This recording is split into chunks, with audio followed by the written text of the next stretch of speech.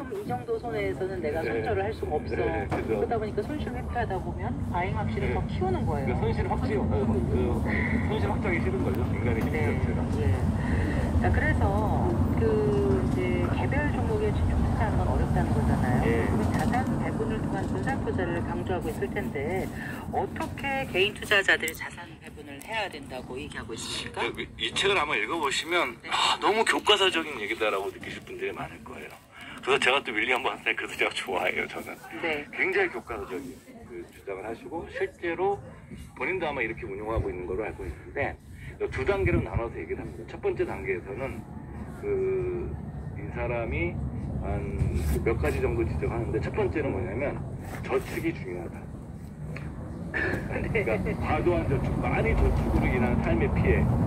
딴소리로 살다 보면 좀 즐기지 못하잖아요. 그러니까 과도한 저축으로 인한 삶의 피해는 부족한 저축으로 인한 삶의 피해에 비하면 훨씬 크게 다르다. 과도한 저축을 하기는 어렵지만 어쨌든 공감은 합니다. 무슨 얘기인지 알 것 같아요. 저는 단호하게 얘기합니다. 저축하지 않는 사람에게 자산 배분은 의미가 없다. 저축하지 않는 사람. 두 번째는 뭐냐면 실직이나 질병 같은 경우가 생길 거에 대비해서 최소한 6개월을 버틸 수 있는 현금을 들고 있어요. 그러니까 우리가 포트폴리오를 짜기 전에 세 번째 얘기하고 있는 것은 가능한 한 넓게 분산 투자해야 된다. 넓게? 그러니까 이제 뭐 시장 수익률이라고 그러는데 10년간의 이렇게 기간을 보게 되면 사실은 전체 시장에 있는 주식의 3분의 2는 마이너스라는 수익률이. 그러니까 3분의 1 정도가 플러스면서 전체적으로 시장 수익률이 플러스가 되는 거거든요. 그러니까 이 3분의 1 맞추기 어렵다.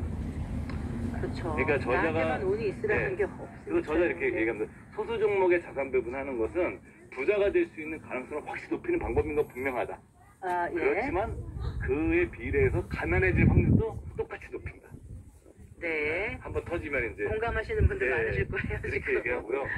2단계 사실은 우리가 2단계니까 너무 교과서적인 얘기여가지고 너무 재미없다 느끼실 수 있겠지만 저자 딱 그렇게 얘기합니다. 첫째, 정말 이 얘기는 모든 교과서에 나오는데 이걸 지키시는 분들은 저도 거의 본 적이 없어요. 어떤 건데요? 첫 번째, 주식과 채권의 비중을 결정해라. 우리나라는 아직 이걸 잘 못하는 것 같아요. 잘 안 하죠. 안 하죠. 거의 몰빵 하시죠. 특히 시장 좋을 때는. 레버리지 많이 쓰시고. 두 번째는 주식 자산 간의 비중을 결정해라. 이건 뭐냐면 주식 중에서도 뭐 시장 전체가 있을 것이고 해외 주식도 있잖아요. 이런 식으로 이제 뭐냐면은 주식 내에서도 분산을 해야 된다. 비율을 결정해라. 세 번째가 이제 주기적인 리밸런싱, 비율이 변하잖아요. 주가가 오르면 주식 비중이 더 높아졌을 거고, 그걸 이제 원래대로 되돌리는 거예요.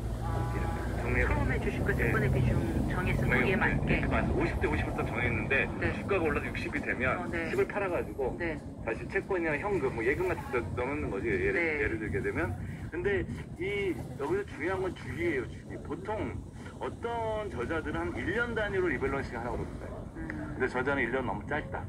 자, 그 통계를 분석해보면 2, 3년 정도의 리밸런싱을 하는 것이 훨씬 더 안정적이다. 그래서 여러분들께서 그거는 뭐 1년이 편하신 분들 1년 하시면 되고, 근데 윌리엄 번스타인 같은 분은 이 저자 같은 경우는 2, 3년을 권하는데 저도 솔직히 한 2, 3년, 2년 정도 하면 딱 좋을 것 같아요. 그렇게 하세요, 실제로? 저는 이렇게 잘 못해요. 어떻게 몰빵하세요? 저는 이제 굉장히 저희한테 방송을 이렇게 하시면서 어떻게 하시는지 가끔씩 궁금했었어요. 저는 주식 비중이 굉장히 높은 대신에 생활비를 한 3년치 생활비를 현금으로 대단하시네요. 금액은 많이 깼을게. 어디 상 많이 안 쓰니까. 아까 최소한 6개월을 버틸 수 있는데 이것도 쉽지 않다는 분들이 많으셨을 텐데 속으로 3년을 생활비를 확보하고 계시면은 굉장히 여유 있는 투자자. 이게 현금 갖고 있는 게 아니라 우리가 퇴직연금도 있잖아요. 퇴직연금은 70%만 이용도 할 수 있으니까 거기에 30%랑 갖고 있는 현금을 다 합하면 이제 한 3년치 가까이가 되는 거죠. 지금 퇴직연금 말씀하셨으니까 자산 배분을 할 때 이게 이제 은퇴 후를 대비한 그 직전의 사람과 이제 일을 막 시작한 사람과 자산 배분은 분명히 달리해야 하지 않을까 싶거든요. 그런 내용도 좀 적혀 있지 않을까요? 맞습니다. 아까 좀 전에 말씀드린 것은 어떤 원칙에 관한 내용이고요. 두 번째 자산 배분에서 고려해야 될 가장 첫 번째 중요한 변수는 나이입니다. 당연한 것이 젊은 투자자분들은 주식 비중을 더 늘려야 한다. 왜냐하면 돈을 계속 벌면서 주식을 모을 수 있는 기간이 길기 때문에. 그래서 이 편이 되게 재밌습니다. 매우 재미난데 젊은 투자자에게는 강세장이 안 좋다. 젊은 투자자에게 최선의 시나리오는